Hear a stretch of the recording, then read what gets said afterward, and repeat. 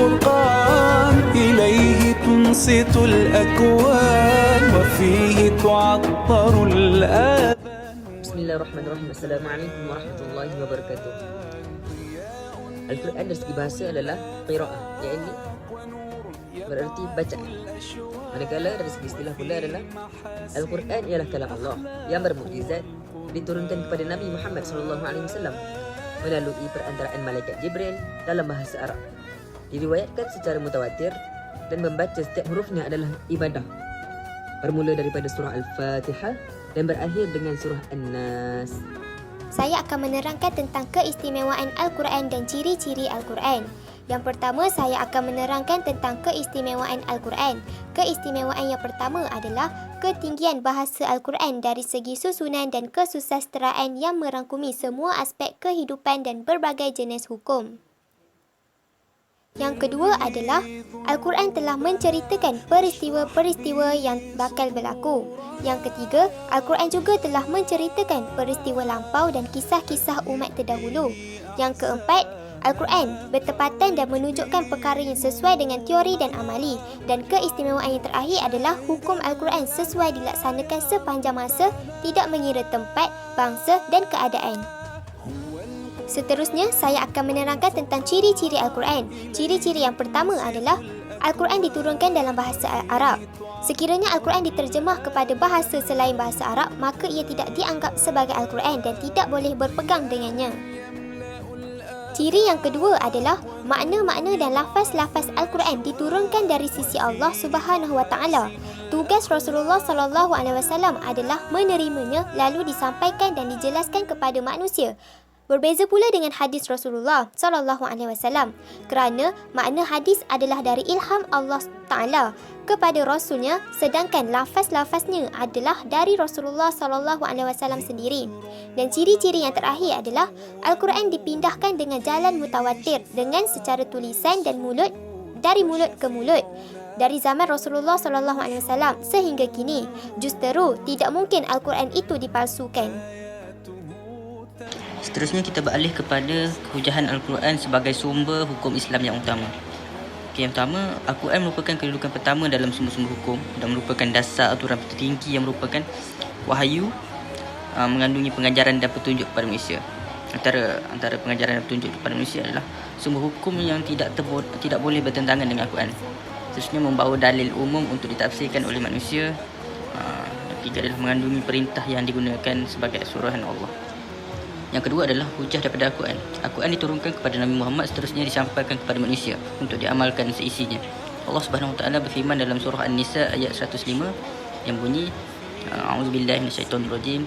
Inna anzalna ilaikal kitaba bil haqqi litahkuma bainan nasi bima araka Allah wa la takun lil khainina khasima.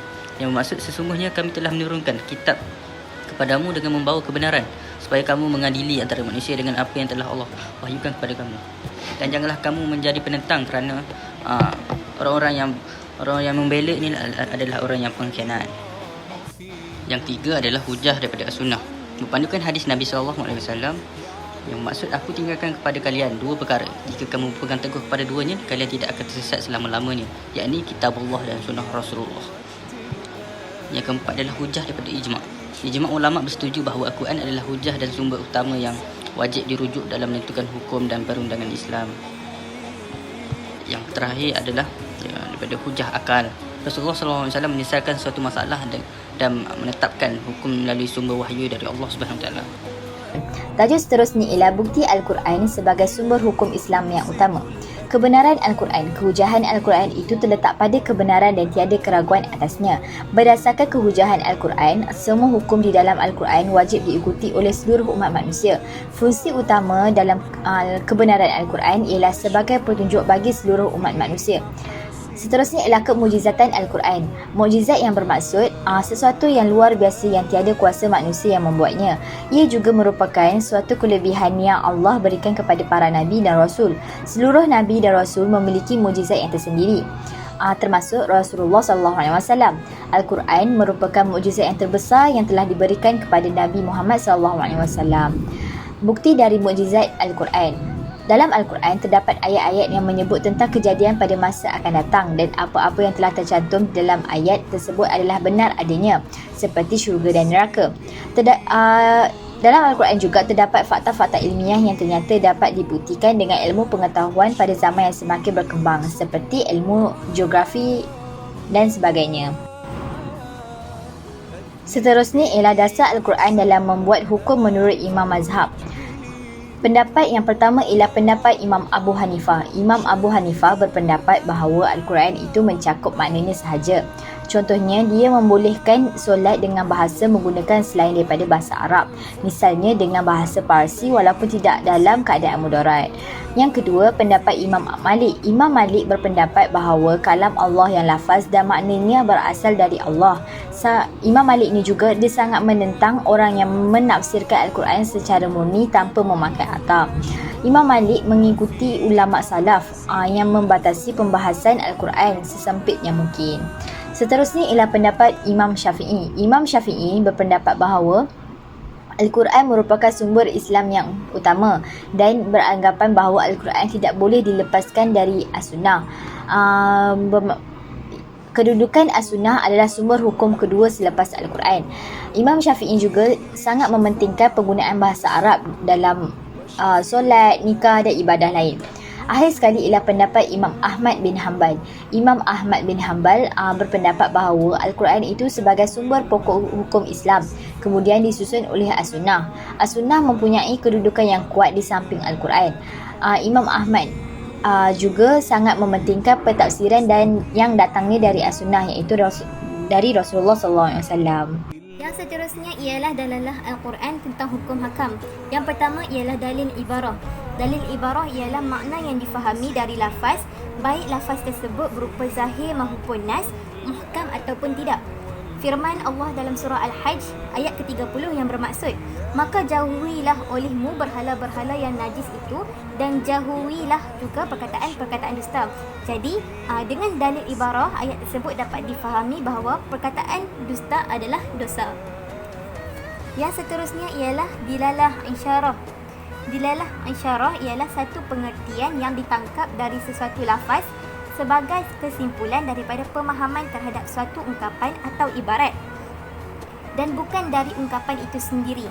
Firman Allah dalam surah An-Nisa yang bermaksud, kemudian jika kamu bimbang tidak akan berlaku adil di antara isteri-isteri kamu, maka berkahwinlah dengan seorang sahaja. Jadi kita dapat fahami bahawa dibolehkan berpoligami dalam Islam, tetapi dalam ayat ini menunjukkan bahawa seseorang lelaki yang tidak yakin berlaku adil maka tidak halal baginya untuk berpoligami, dan secara isyarat dapat difahami bahawa berlaku adil terhadap isteri-isteri adalah wajib. Ketiga ialah dilalah nas. Dilalah nas disebut sebagai mafhum mu'afaqah, iaitu yang berkaitan dengan sesuatu hukum lain yang difahami daripada pengertian nas kerana adanya faktor penyebab yang sama. Contohnya firman Allah dalam surah Al-Isra ayat ke-23 yang bermaksud, janganlah kamu berkata Dapat kita fahami ayat ini menjelaskan tentang haram mengucapkan kepada ibu bapa. Apabila ucapan ini diucapkan kepada kedua ibu bapa dihukumkan haram, maka perbuatan seperti memukul, mencederakan serta mencacar ibu bapa adalah sama hukumnya, iaitu haram. Dan seterusnya ialah dilalah al-iqtida. Dilalah al-iqtida ialah satu lafaz terhadap sesuatu di mana pengertian lafaz tersebut tidak logik kecuali adanya sesuatu. Contohnya firman Allah dalam surah Al-Baqarah ayat 178 yang bermaksud, maka sesiapa iaitu pembunuh yang dapat sebahagian keampunan daripada saudaranya iaitu pihak yang terbunuh, maka hendaklah orang yang mengampunkan itu mengikut cara yang baik dalam menuntut ganti nyawa, dan si pembunuh pula hendaklah menunaikan bayaran ganti nyawa itu dengan sebaik-baiknya.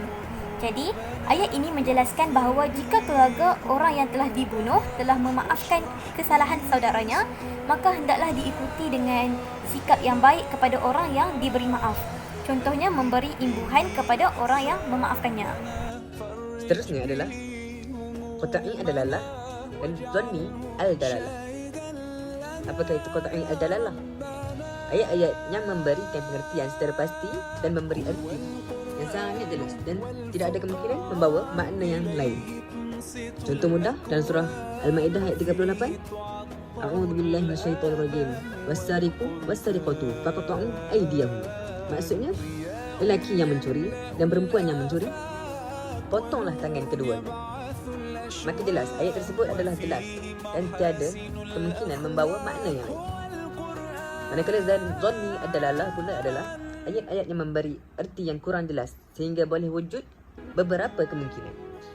Contoh dalam surah Al-Baqarah ayat 228. A'udzubillahi minasyaitonirrajim. Wal mutallaqatu tarabbasna bi anfusihinna thalathata quru. Makna quru mengikut Imam Syafi'i bermaksud suci, manakala Imam Hanafi memberi maksud haid.